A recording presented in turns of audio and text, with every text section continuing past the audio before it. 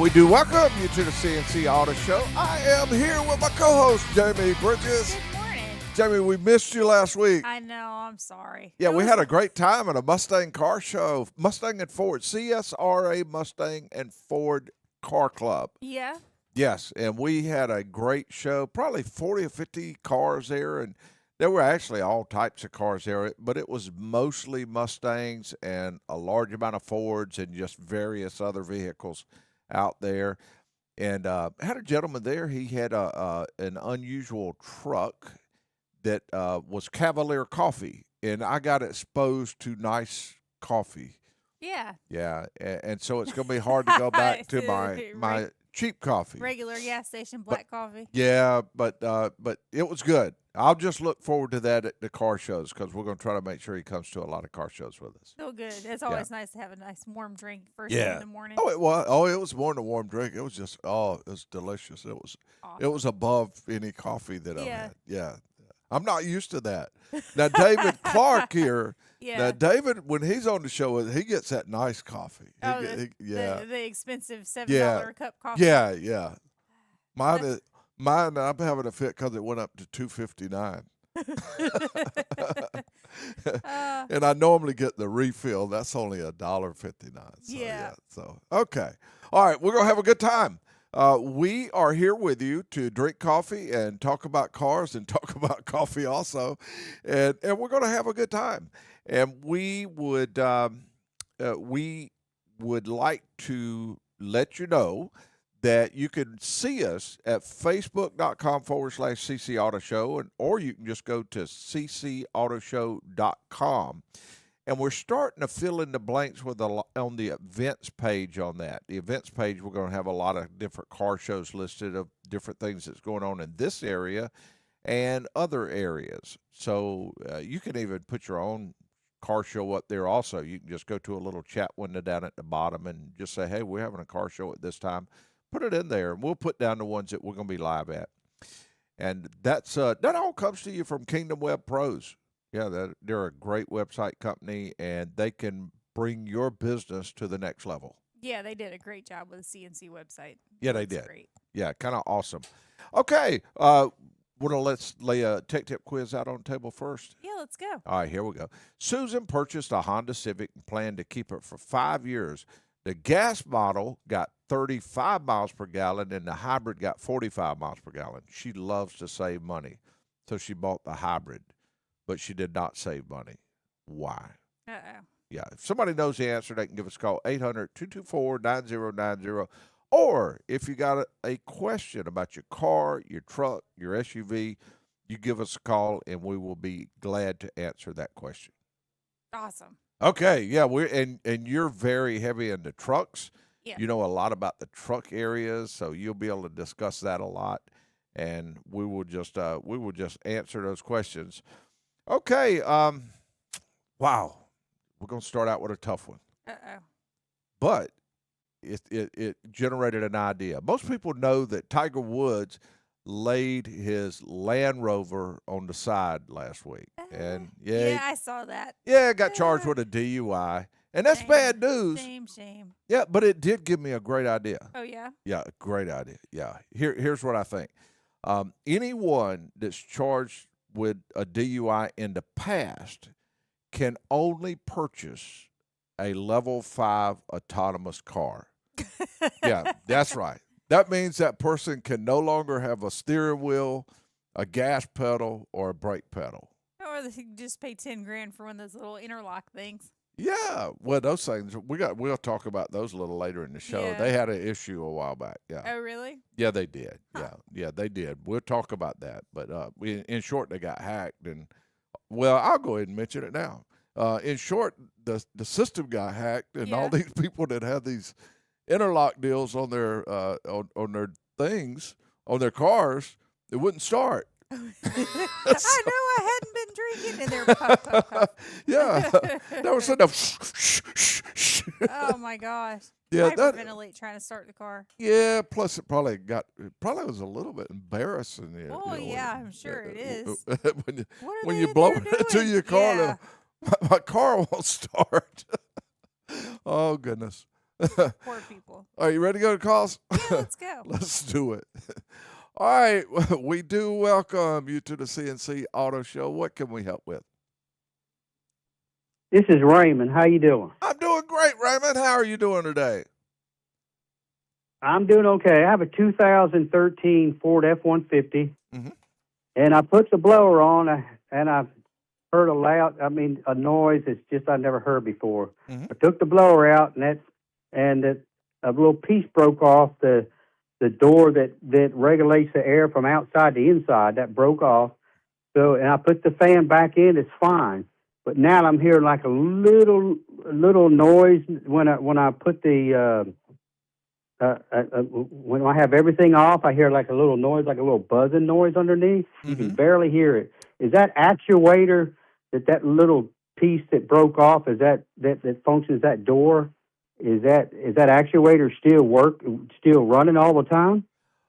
Well, the actuator would only run if it's trying to change the temperature, but if there's a piece broke on that actuator to where it's not able to move, then it's going to constantly keep trying to move, and it might make.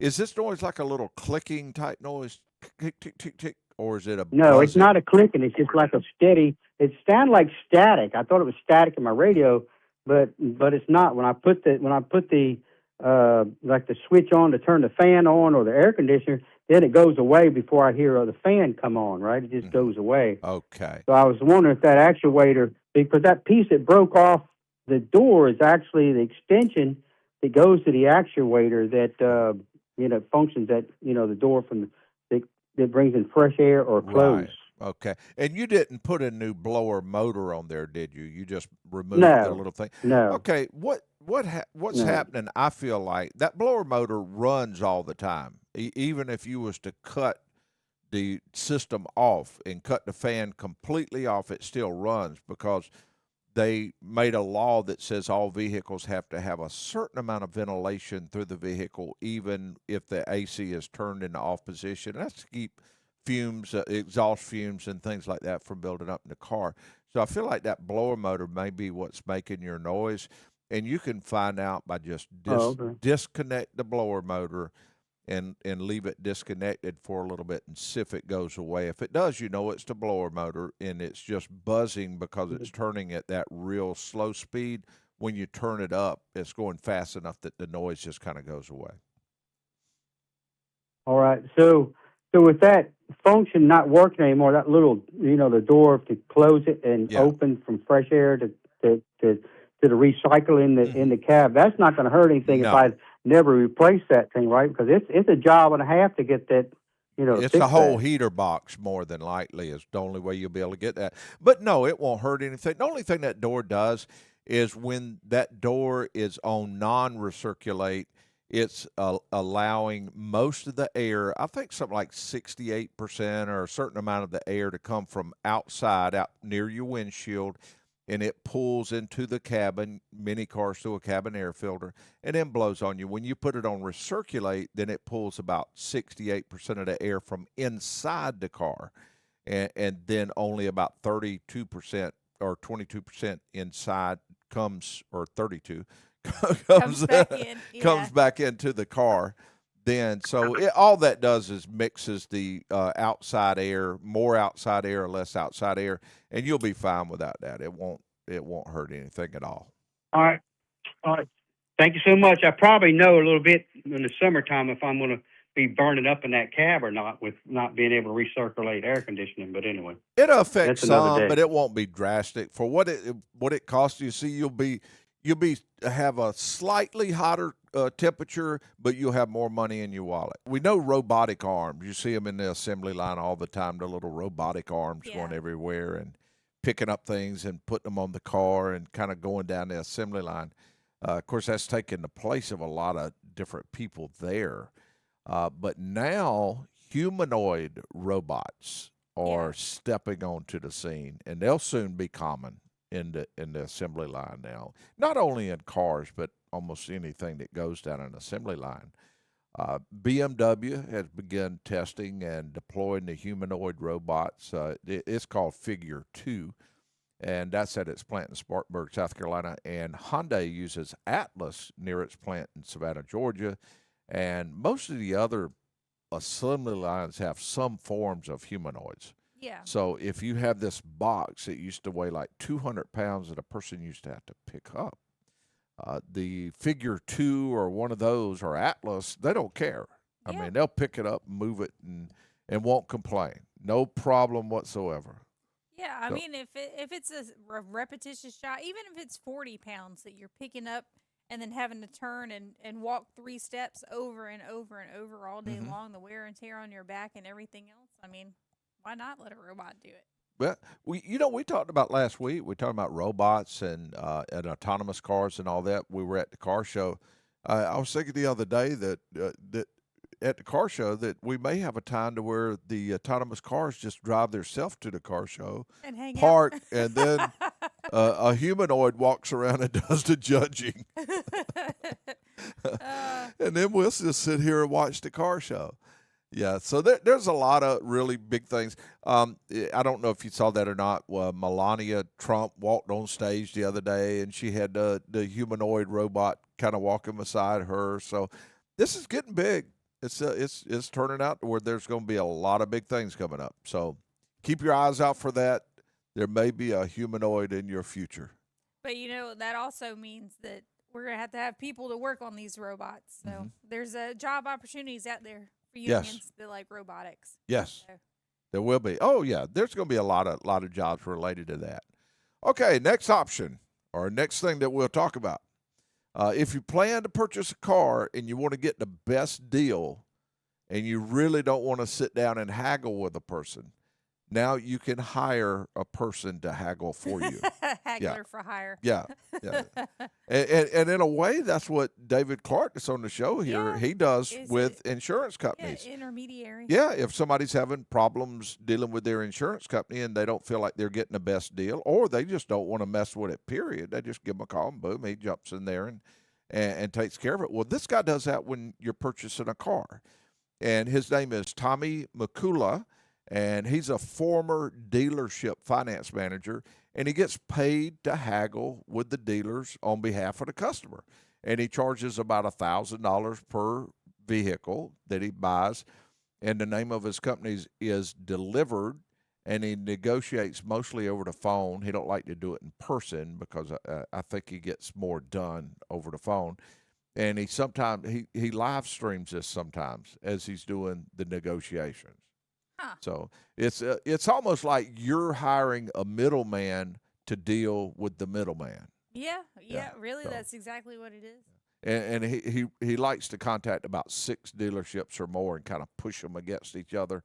And yeah, and he knows all the little tricks. Like he don't focus on the monthly payments or anything. He mostly focuses just on what the out the door price is, and he can discuss things like the inventory that they have. Like if they got cars on the lot that hadn't sold in say 150 days, 200 days, things like that. He knows that, and he can pit that against them and say, hey, that car's been sitting on your lot that long.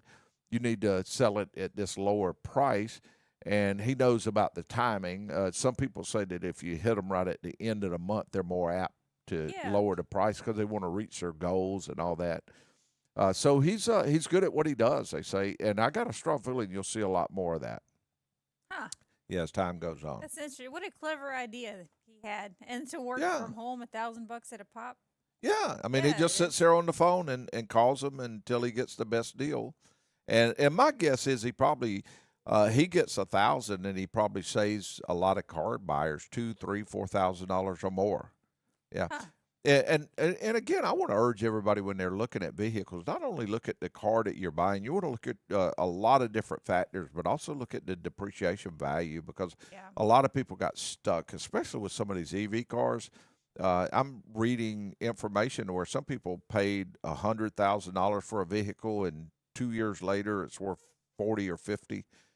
Depreciating value of 50%. You don't want a car that's going to depreciate that much unless No. you got plenty of money. Well, and then you need to factor in the cost of your vehicle maintenance over Yeah. time. You go out and you buy a Honda, and your vehicle maintenance is a lot less than if you were to go out and buy Mm-hmm. a BMW or Mercedes. Yeah. So you need to take into account your service intervals and what the price of those intervals looks Yeah. like. And that's not saying don't do it, because Yeah. I mean, if you want something, you got the money to do it because you want to enjoy it. But if you don't want to buy something thinking it's going to cost you one thing and then find out it's a lot more than you expected and be underwater, because especially some of these cars that are financed, I mean, you're talking about $120,000 car now worth 60, Yeah. and then you got it financed and you can't do it. You're That's stuck. a kick in the shins in it. But no, I mean that's I Big think time. moving through life, that's the thing that makes life the easiest is to manage your expectations. To know Yeah. what you're getting into, and that way you can have a plan and you can just keep on trekking. We have phone calls that popped up while Yeah, during the we break. do. Let's go over to the first call. That'll be James. And James, welcome to the C&C Auto Show. What can we help with? Good morning. How are y'all today? Doing Good. great. How are you doing? Not complaining. Another beautiful day. It is. I do have a nagging issue that I can't seem to find. Well, let's see if we can help you. I have a 2008 Crown Victoria Police Interceptor, and I seem to have an intermittent, like an oil smell when I'm on vent. And it doesn't happen all the time. It's just sometimes. And it randomly, I might be driving down the road and I smell it. I might be sitting at a red light and I smell it. It's all different times. And it's not really strong. It's just a faint, like there's A whiff. oil on the muffler or oil on the exhaust or something. Yeah. See, Jamie's got all these words for different things. Like she uses terms like buck wild and all this other, and now it's whiff. It's a whiff. It's a whiff. Okay. All right. We Exactly. I understand. yeah, it's a whiff. Okay. And I'm assuming that you've already had the vehicle, or you've checked it, or somebody's checked it over for any kind of oil leakage anywhere. Is that right? Yes. Yes. Okay. I did have a head gasket leak a while back. Not a head gasket, but a valve cover leak. Uh-huh. And I've had that repaired. And it's all been cleaned up, sprayed and washed it down, all that kind of good stuff to see if that was part of it. But even I've literally washed the engine, and I'm still getting that little whiff of oil every now and then. Okay. If I was trying to remember, I think that one has a PCV system that comes out the back side of the engine. And I would look very close at the PCV hose, because if it gets mushy, it'll not only cause some other issues down the road, but it'll also let little whiffs of smoke come out through that. That's one thing to look at. The other thing is an area, if you have any leakage near the exhaust manifold in any way, something may come out. Now, of course, valve cover gaskets are the most common thing that would leak on the exhaust manifold, but it would come out and you may not ever see the leak, because it would hit the hot exhaust and boosh, be gone. So I would look at those areas really close. If you wanted to get real technical with it and say, well, something's got to be somewhere, you may consider putting some oil dye in the system. Most parts houses, I know that Advance Auto Parts has them. Oil dye. Yeah, just pour in, use the oil, and then drive it for about a week or two, and then take these little ultraviolet glasses with a black light and shine around and see if you see any oil seepage anywhere. Okay. But that I don't was kind think of my you next got a step. big I was problem. maybe for a magic wand that you just say, oh yeah, this is what it is. Well, That'd be nice. It's never that easy. well, the good side is it's only a whiff. It's only a whiff. Right. All right. Hey, So- we appreciate So the call. something you gotcha. Thank you. Thank you. Okay, the number to call is 800-224-9090. If you got a question about your car, your truck, your SUV, you give us a call, and we will go to the next caller. And we do welcome you to the C&C Auto Show. What can we help with? Good morning. I wanted to take a shot at tech tip quiz. Say that 3 times fast, and we'll do it. I had a struggle there. All right. The question was, Susan purchased a Honda Civic and planned to keep it for 5 years. The gas model it got 35 miles per gallon. The hybrid got 45 miles per gallon, and she loves to save money, so she bought the hybrid, but she did not save any money, and we will put you on stage. And what is the answer to today's Tech Tip quiz? The answer is she couldn't save enough money on gas in 5 years to pay for the difference in the cost between the two models. I think that's close enough. I do. I think it is. Yeah. Yeah. Okay. Yes. Good. Awful Yeah, loud, they go aren't crazy. Get another room. All right. You're absolutely right. If you do the math at $3.50 a gallon and 12,000 miles a year, she would save around $400. But she'd save about $400 per year with a hybrid over gas. And since she'd been keeping the car 5 years, she had saved $2,000. But the hybrid cost $3,000 more to purchase. So the tip is to do the math before you purchase the vehicle. But I will say that if you want a Camry or something like that, some cars only come in a hybrid now. The Camry is only going to be hybrid now. But do that math, and again, look at things like depreciation. And if you say, "Oh, I'm gonna save a lot of money, I'm gonna get a hybrid," if you do that math, you may not necessarily be saving as much as you think you are. Yep. And you are absolutely right. And you are you're now officially a Tech Tip Quiz winner. So I am going to thank you. Well, it's a big deal. It really is. Oh, yeah? Yeah, it's big. I'm going to put you in there with Mason Rogers and Ana Lopez, and they are going to square away and give you a secret code to be able to claim to claim your prizes. Thank you. Okay, the number to call is 800-224-9090. If you have a question about your car, your truck, your SUV, you give us a call, and we will be right here to answer your calls. Okay, what we got next there, Jamie? Let's here's one that we'll mention. They're saying through research, they've done careful studies on this. Yeah. It suggests that drivers listen to music at over 120 beats per minute are more likely to violate speed limits. Yeah. And what do you think? Do you think that's true? Yeah.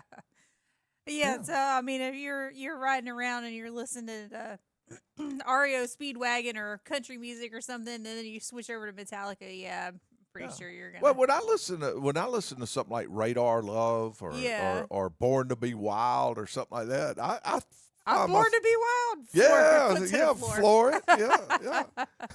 I don't roll my Land Rover, but I mean I do. Oh my gosh, poor Tiger.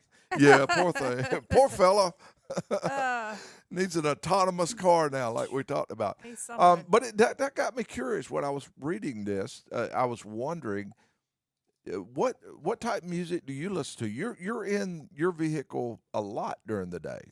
You know, I was talking to Charles that's been on the show a few times earlier this week, and I probably put close to 30,000 miles on my pickup. Wow. So I drive a lot. I listen to anything and everything. I'll get tired of one thing and then I'll switch over to something completely different, and then I'll switch back, and then it's anything and everything. I listen to. I do the same thing. Yeah, I listen to all types. I'll listen to country, 70s, just a whole list of different types of music that I listen to. Oh, that's the kids' favorite genres, and they get in the truck and it's like 1970s country music. Yeah, that car show that we had last week with all the Mustangs around, they were playing the CSRA Mustang Club. They were playing some really good music. They were playing a lot of Eagles and just a lot of music Classic. like that really fit in real good for that. So we had a great time at that car show, and of course that music was part of it. But yeah, I would say that's true. Yeah, on I think there. so. All right, now Next thing that we'll mention, cars are being totaled a lot faster than they were before. It seems that they may not necessarily have a large amount of damage. They're being totaled because sometimes they can't. The parts that they need to repair the vehicle might be a month, 2 months out before they can get the part. So they go ahead and just total the vehicle because a lot of times if a car's sitting there, they may have storage fees, they may have rental car fees, all of these things that that the insurance company is having to pay while that car's just sitting there. So they just total it and boom, it's gone. Yeah. Yeah. I mean, it's one of those things you have to weigh the cost of something. And if the time outweighs the cost of the vehicle, then this robo-taxi deal's getting bigger and bigger. Every time you turn around, something new's going on in the robo-taxi area. And it seems that Uber and Rivian are making a major push into autonomous mobility. And they have plans to deploy up to 50,000 fully driverless robo-taxis over the next decade.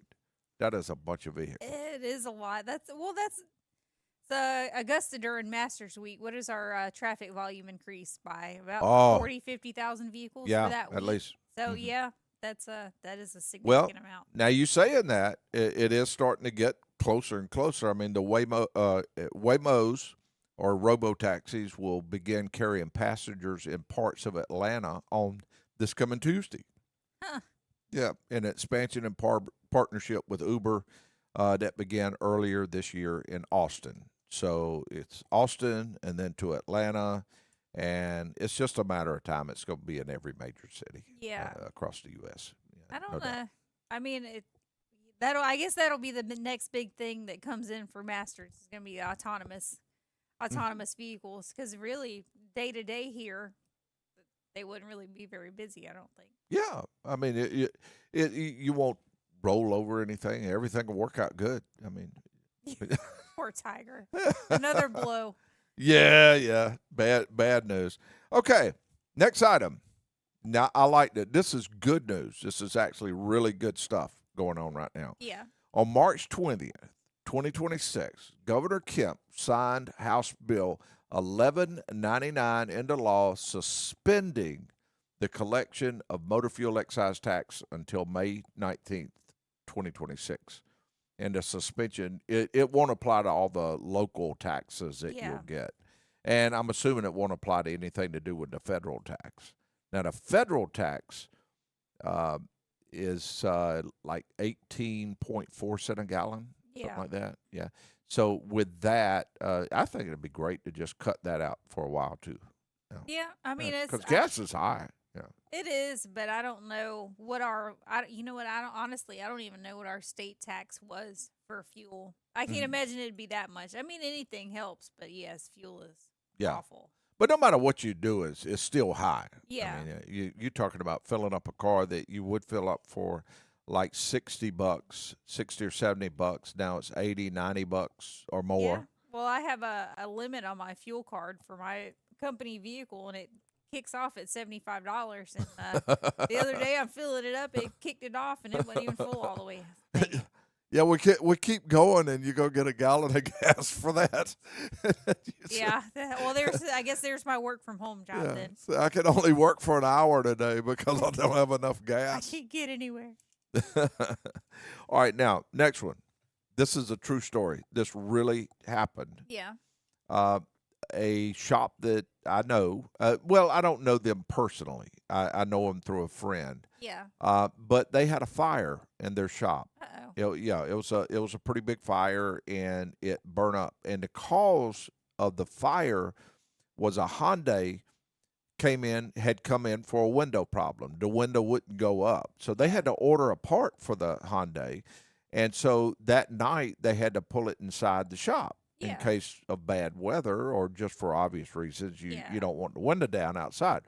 So they had that, and there was a item shorted out near the ABS module, and it caused a fire, and it burned up part of the shop. Oh, wow. All right. The insurance that he had would only pay for a portion of it, of the repairs. Yeah. So that person with the Hyundai had a recall. There had been a recall on the Hyundai that the customer knew about, but they didn't take it in to get it done. Yeah. And that was the part that caught on fire on the vehicle. So he was thinking about, and he was asking opinions on if he should sue the other driver of the car, or the owner of the car's insurance company, to get the rest of his repairs done to his shop. What do you think? I mean, that's a tough one, isn't it? Because, Might lose a customer. well, Probably. I mean, if it was You're suing his it was insurance company. my shop and livelihood versus losing one customer, I wouldn't. I mean, I wouldn't really be worried about the customer, but I don't. That's a tough one. Well, I think the main thing, it gives us a chance to mention that if you get time, go to nhtsa.gov/recall and check to see if you have any recalls on your car. Take these recalls serious. Now, if the recall's about a little rattle under the dash or something like that, and they're going to tighten this molding up, use your judgment. But if it's one that says a car could catch on fire, take it in, and if it shows that your vehicle needs it, take it in and get it done. I got to admit, I love all that stuff in a car. I love getting in and being able to click my phone over to my system and talk on my phone as I'm driving down the road. I love to listen to a podcast as I'm driving. I love to turn that temperature knob and immediately feel heat or cold, whatever I want right there. I enjoy my seat, having all kind of positions on it like that. I love all that, but it does cost money, and I don't get the latest greatest. I get the kind of the average. But if money was no object, I would probably get the latest greatest. But I wouldn't get something that's going to depreciate in 5 minutes and lose a ton of money. I mean, everything that's electronic, has there's more points of failure, like potential failure. So I want analog gauges. I'm good with power windows. I don't need an infotainment screen. I don't need a whole bunch of extra crap. I like that my phone connects to the radio, but I don't want to use CarPlay because it sucks. So I'm, the I guess now what you would consider a base model, I would be more happy with than the latest and greatest. I don't want all that extra crap. Yeah. There's just more stuff to go wrong. Then you got 4 miles of wiring in a sedan. It's just a lot more points of failure. I like a lot of stuff on mine, and I like it to go fast. I like my car to go fast. I love all that stuff. Okay, let's lay a tech tip quiz out. Yeah. Susan normally needed her car every day for work. She needed it. She needed about 2 days worth of work done to the car. They had said, "This is what you need. It's going to take us 2 days to get it done." But she hadn't had it done because she didn't have the time. She had the money saved up. She was ready. She just didn't have time to do it. She didn't want to rent a car. She didn't want to borrow a car. She didn't want to get a ride from others. But she was able to get it all done without doing any of those things. How did she get it done without borrowing a car, renting a car, anything? She just got it done. No inconvenience whatsoever. So if you know the answer, give us a call, 800-224-9090, and we will be here for you. Okay, next item. Gas tax, they charge it. Have you thought about this very much? That if you drive a vehicle and you pay a certain amount of tax at the pump to pay for road construction and to keep the roads in good shape and all that stuff, well, the EV cars don't have to pay that. Yeah. Yeah. So, because they're not buying the gas. Yeah. But they're using the roads. So some people say that's not fair, that they don't pay any tax. Well, Representative Sam Graves has proposed a new fee for EV and hybrid owners. If it does pass, there will be a new tax of $250 per year for EVs and $100 per year for hybrids. That drum up $550 billion in funding. What do you think? Right? Wrong? Good? Bad? What do you think? Well, this might not be the most popular opinion, but instead of adding more taxes to working class people, I think we should tax the people, the top 1%. We did that. We could fund all this stuff and have fantastic infrastructure that's going to last. Well, the part with that though, all that tax the top 1%. I'm gonna tell you now, you could tax the top 1% all you want, but you still gonna pay for it at the end because that they want their money back. All they gonna do is pass that along. If you're buying a widget from Elon Musk and you all of a sudden you're going to charge him more for it, all he's going to do is charge more for that. So in the long run, you're still going to pay. It's a vicious cycle. Yeah, so that's the way all that works. So it just taxing the 1% is not going to do any good. So yeah, I mean, if they were gonna tax EVs, the actual owners of EVs and hybrids, that probably is the easiest way to go about doing it. It's just add it to the. I'd say right now though, I agree. I think eventually, if EVs get up to the point to where there's a huge amount more of them, I'd say charge them. But right now, leave them alone. Let them go. Let them have their little EVs and let them have their moment. Yeah, let them have their moment. Don't go charging the people for that. The amount of vehicles that once you trade them in that end up overseas, well, they do that with semi trucks too. Except for usually it's not the whole truck that they ship out overseas; it's just the engine. Yeah, you mentioned that they just cut the frame and boom, box it up and boom, it's gone. Yeah, they'll palletize it to the best of their ability and chuck it on a flatbed and ship it on out. Wow. So there's a big market for that too. Well, those engines are, $20,000, $30,000, $40,000 plus, and that's on the low side. And when they're doing that with cars, that's one of the reasons they total the cars out faster. Also, because they can get a lot more for the scrap for the totaled value of the vehicle. Yeah. If a vehicle's been in a wreck here, and it's going to cost X amount of dollars to fix it here, sometimes they way ahead just to get the total the vehicle out, get the person some money, because they're going to get a lot of money for the scrap value of the vehicle because it's going to go overseas somewhere, and they'll fix the vehicle. Yep. I mean, you like here we have to have these downdraft booths and a special paint guns and special paint. There they'll wrap a curtain around it and just spray it down. Yeah, exactly. Exactly. All right, let's talk about California gas. They made the news again. Yeah, they're top of the list on gas prices.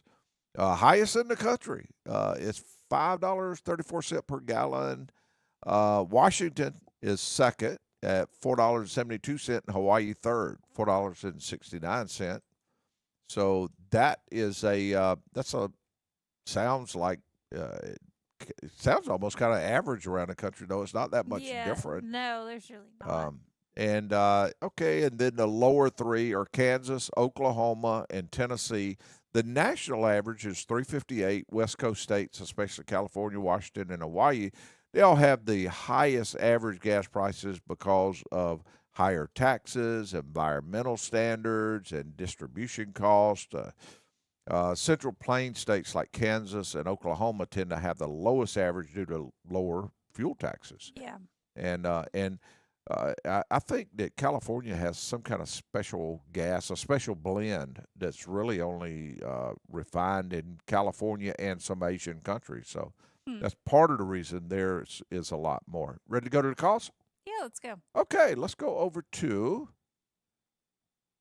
Andy, and we do welcome you to the C&C Auto Show. What can we help you with?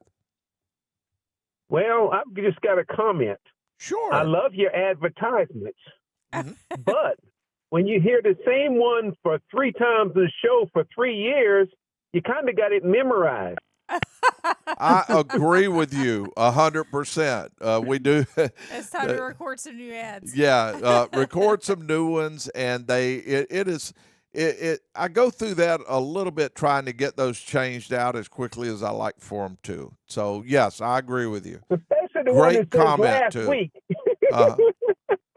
Yeah. Have a blessed day. Oh, thank you. I appreciate it. Okay, the number to call is 800-224-9090. He is absolutely right, and I work with that. A lot of people don't know that during the week I am out in the shop a lot. We're handling all of these vehicles. So, and we have 6 locations. So I'm helping with all of that, and I stay at the downtown location a lot.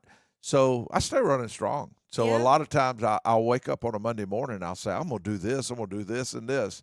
And then next thing you know, I blink my eyes and I say, oh, it's Friday. I gotta get ready for this.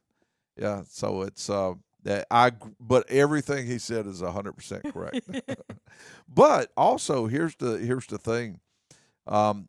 The commercials here do not play in all the other places. We do more national commercials in the other places that we play. Or maybe we need to mix it up in Augusta. Yeah, we do. And give them a different commercial. I was and actually I was on the phone with a person just the last week mentioning that same thing. So great point, and that is taken well, and I appreciate that. Okay, next thing.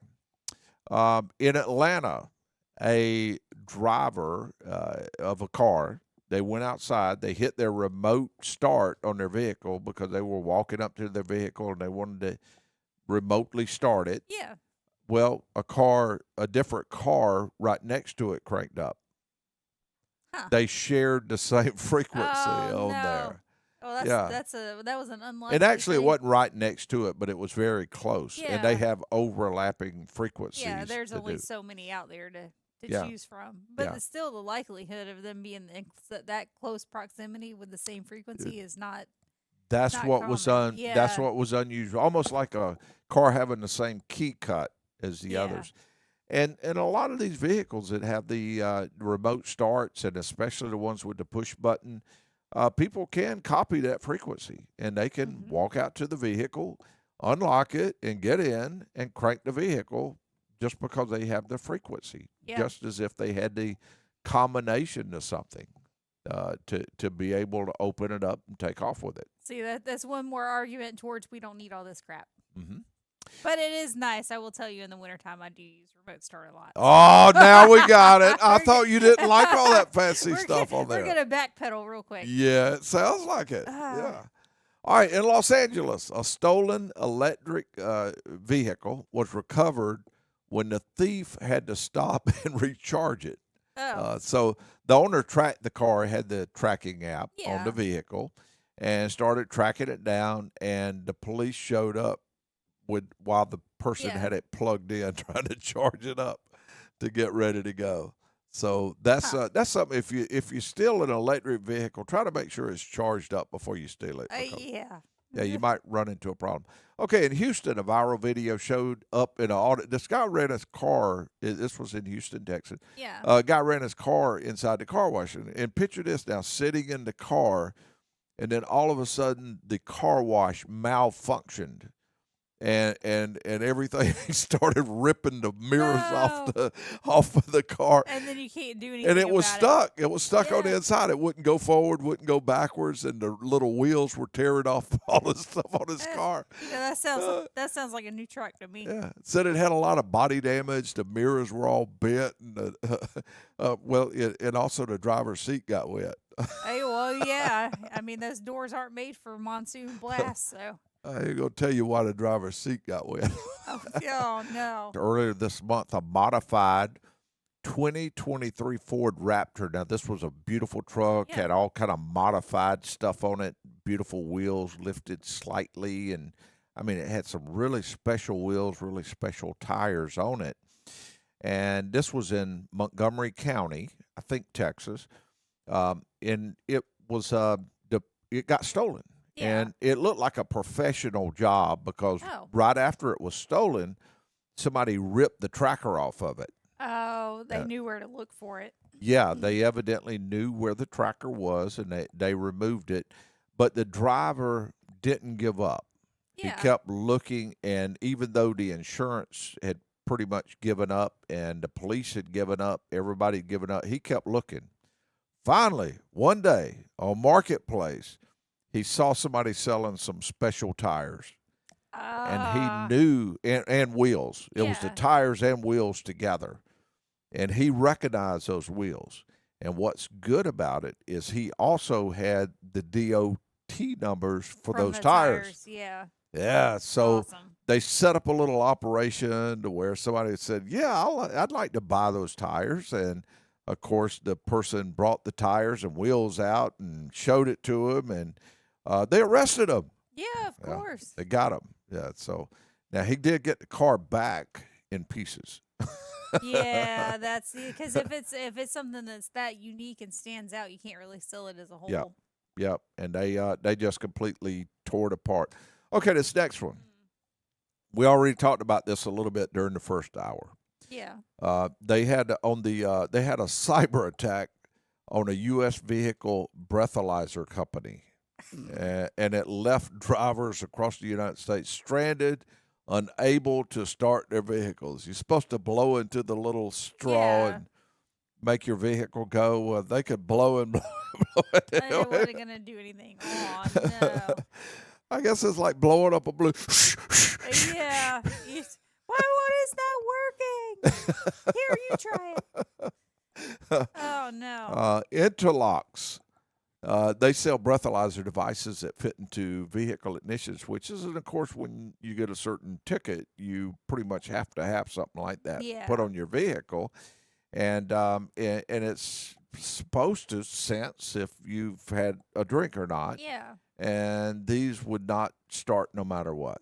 So that turned out to be bad news for some people there. Yeah, this ransomware and hacking thing is, I guess that's a new problem that we all have to worry about Yes. as Mhm. as a business. Well, it's kind of bad to get for something like that to get hacked into because it's already. I mean, they under some stress anyway. I mean, they're going through the evidently some issues anyway. I mean, you get one of these tickets like that, and it costs a lot of money. I wonder if the thought process was, they'll have more pressure as a company to resolve the issue with if it were ransomware to resolve the issue with the hackers and Mhm. just pay them out so their equipment would work again. Yeah. So I Might be don't what it was. I mean, Yeah. they might have hit them for some money and said, "Hey, you want this?" Because I mean, you could get sued. I mean, the company could get yeah. sued if all these vehicles don't start up. Well, I don't know. Time to break out the bicycle, I guess. All right, Tesla has there's a thing called the Tesla Charging Snake. It's a company called Auto Voltec, and they released a charge robot, and it's a small little wheeled robot that lives in a person's garage that owns a Tesla. Yeah. And when you pull in and you park your Tesla, the little robot uses AI cameras to hunt for your charging port and plug itself in. And so you never have to touch the plug. I mean, that's neat. It's a neat idea. It really is. Am I going to spend the extra money on it? Probably not. But, I how mean, clever you is got the Tesla, and my guess is you got your Starbucks cup of coffee that you're sitting there. And your And avocado now you toast. got to have your little robot to pull over there and plug your car in for you. Well, we have a robot in the pool that cleans the bottom of the pool. So, Oh, you do? but yeah, heck Yeah. yeah. It's a whole. We had one of those. Yeah. Yeah. Matter of fact, we still got one. Matter of fact, our first one was a it had to have the little hose connected and all that. This Yeah. one don't have any kind of No, hose or no, anything. I mean, it's a whole lot easier than sitting out there with a pool net. Mm-hmm. I just go out there. His name is Bob, by the way. And you just go out there, grab Bob, chuck him in the pool, press the start button, and he does his thing. I just empty the little basket, or my husband empties the basket actually, because I don't do it. Yeah. But that's a neat. Ours neat was thing. named Scooter because it had a little tail that Yeah. the water would pop out of all the time. Yeah. Yeah, We had to find somebody with a Tesla and a robot and see what they named the robot. yeah. So I mean, if you got a Tesla, you got to have a little robot to plug it in for you. Why not? I mean, that's just a big thing. All right, Ford's recalling about 1.7 million vehicles in the U.S. due to a malfunction that can prevent the backup camera image from displaying correctly. And some of the vehicles may show a blank screen or an inverted image.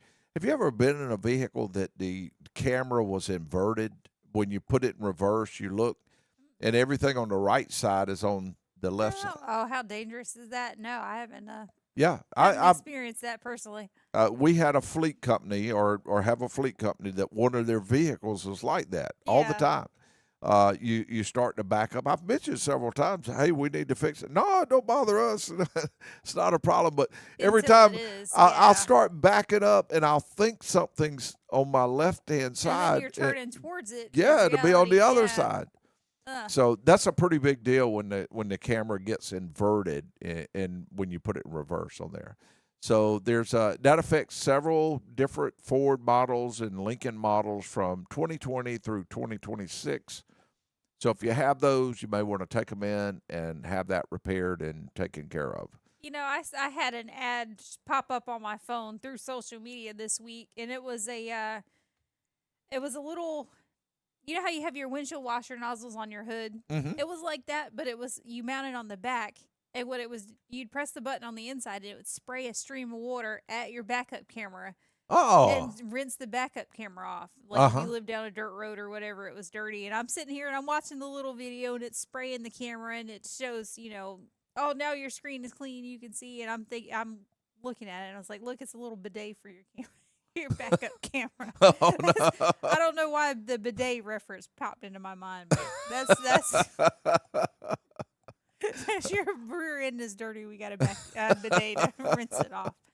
But I thought that was pretty clever too. But then you got to run. Now, run was that the an line add-on type deal, or was that, or No, that the factory equipment? No, it was an add-on. It was. I'll have to find it in there somewhere. But they had a company name. It was just something you could. Well, you could give your name on that one. I mean, that's it. But it's a clever idea, because I can't tell you how many times I got in the work truck and the little lens was covered in dust or whatever just from driving around so much. Yeah, stuff like that can be really good. Okay, we got the next one. We have a global automotive technology companies making a major investment. This one I didn't quite understand. It's in South Texas. They're building this thing. It's with a new high-tech facility expected to bring hundreds of jobs to the McAllen area, and that's near SpaceX, Yeah. where all that's at. And it broke ground last week on a $225 million manufacturing plant, and it's like 37,000 square foot facility expected to create 500 jobs. But it said its plant will produce General Motors central computing units. Huh. So that is really big. Just for it, it's like the brain. It's going to be the Yeah. brain of the General Motors vehicle. But that is a big facility to build for this thing. Yeah, as sophisticated as these little computers are getting. $225 billion It's just- on a plant for that, and it's not like fenders or vehicles or frames or something like that. It's just the electronics Yeah. for this thing. That is that's amazing Yeah. to be that. I was showing Aaron the video of the backup camera bidet. Mhm. It's pretty neat. It is a neat idea. Yeah, it is. It's called Lens Lizard, and I guess that's how lizards lick their eyeballs to clean them off because they don't blink. I guess that's where that comes from. I don't know, but either way, it's neat. So Yeah, it looked like it looked like it'd be a good idea. I was trying to think of other uses for it. I know there's got to be a lot of things that you can use that you can just hit a remote button and spray something out. So that's yeah, got to yeah. be some good stuff there. All right, talk about some maintenance.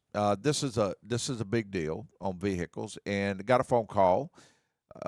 What was this last week? A gentleman was asking me to go over some information with him. It seems that there was a list of different things that they had recommended Yeah. to do to his vehicle, and he just wanted to find out which ones would be a good idea to go ahead and take care of, and which ones not to take care of. We could wait. I thought that was a great idea. I thought that's a Yeah. good thing because Prioritize your yeah, repairs. you look at your repairs and then you call your service advisor or call somebody back and say, "Hey, I just want to go over this." And I think that's a great idea if you plan to keep your vehicle. This particular one was a 2020 Subaru. It had about 40,000 miles on it.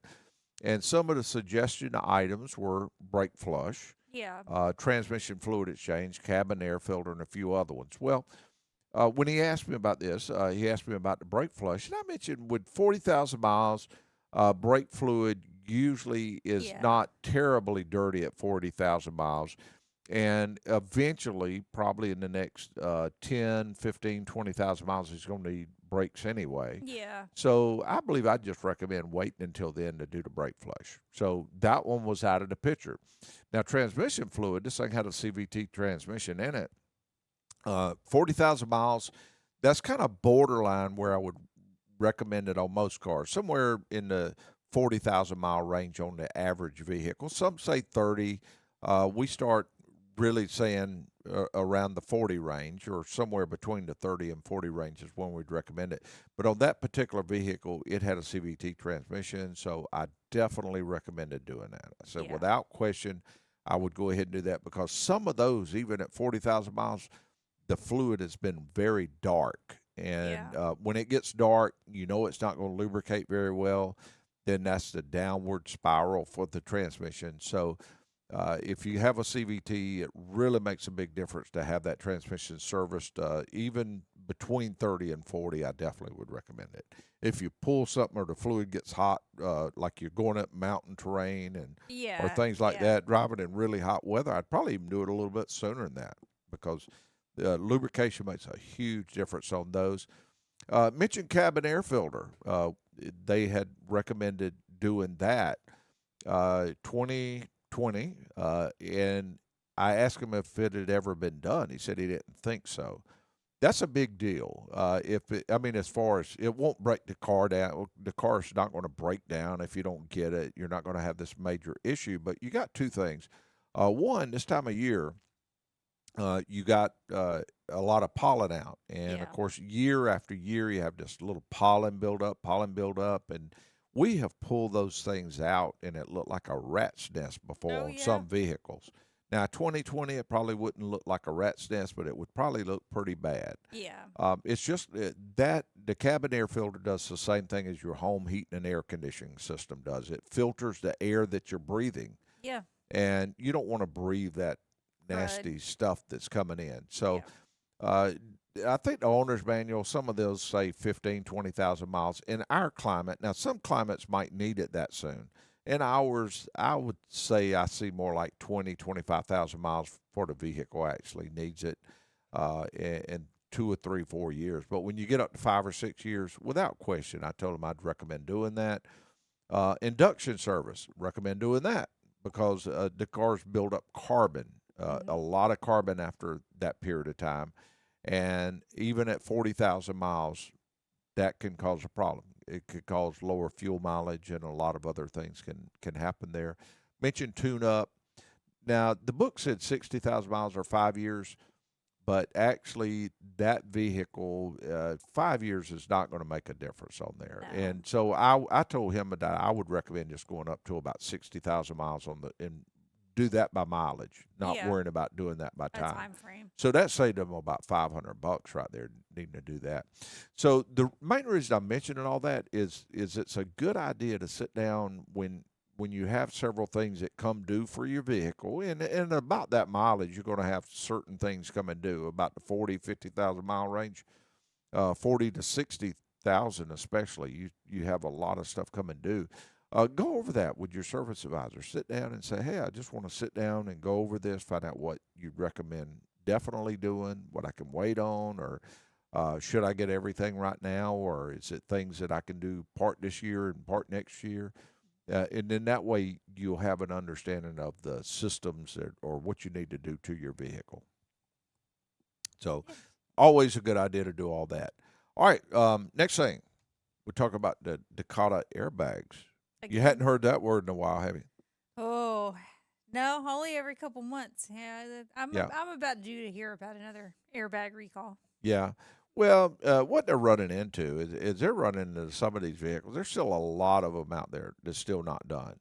And of course, as time goes on, those that are not done, it increases the chances of some of those having the issue, because, of course, it has to do with high humidity and causing some corrosion and affecting the airbag system. Yeah. And what it does is, it, instead of the airbag just deploying, it explodes, and all the metal Oh, my fragments gosh. from the airbag can come out and Like hit people. Yeah, like a claymore. Yeah, so people have actually been killed by the airbag Yeah. exploding like that.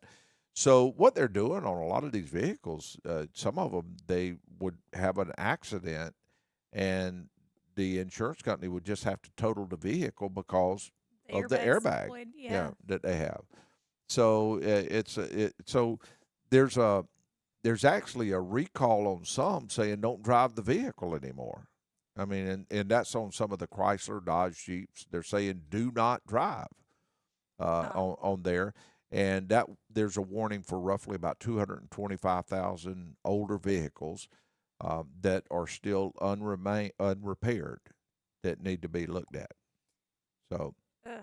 I had one I got years ago for a car that I don't have anymore, Mhm. and I took it into a dealership because they were advertising to warranty the airbag out, and they would give you a free oil change when you. So I'm assuming the manufacturer must have been cutting a deal, mm-hmm. to get people to come in and change the airbag out. So Uh-huh. I was like, oh yeah, and I called them and I said, hey, I have this airbag that's under recall. You're advertising the oil change, blah blah blah. And then we set up a time. And I dropped the car off, and then a few hours later, I went and picked it back up. They changed the airbag, but they didn't do the oil change. Oh, So I was a little miffed, but I didn't have to worry about the airbag anymore. yeah. At least the So- airbag was taken care of. Yeah, with or without freebies, I would rather be in one piece. So we do want to mention everyone that if you have one of these vehicles that still has a Takata airbag that hadn't been replaced yet, take it in. Let them replace your airbag and Yeah. go ahead and get that taken care of, because it's unlikely that you'll run into a problem that you'll need it. But if for some reason something does come up and that airbag deploys, you want to make sure it's safe. Oh yeah, On there. 100%. Okay. Let's see here. We have. I don't think we had time to go to the next caller. I want to mention to the callers that that we will catch you after the show. How's that? I'll answer questions after that. I can do that. Okay. Been fantastic. Had a Yes. great time. We covered a lot of good stuff. We did. Yeah, we did. Yeah, and we will see everyone next week with more of the C&C Auto Show. Want to say thank you to our co-host Jamie Bridges. Oh, Want yeah. to say thank you to our producers, and that's Mason Rogers and Nana Lopez. And want to thank everyone that tuned in to the C&C Auto Show. We will see you next week with a shiny new C&C Auto Show.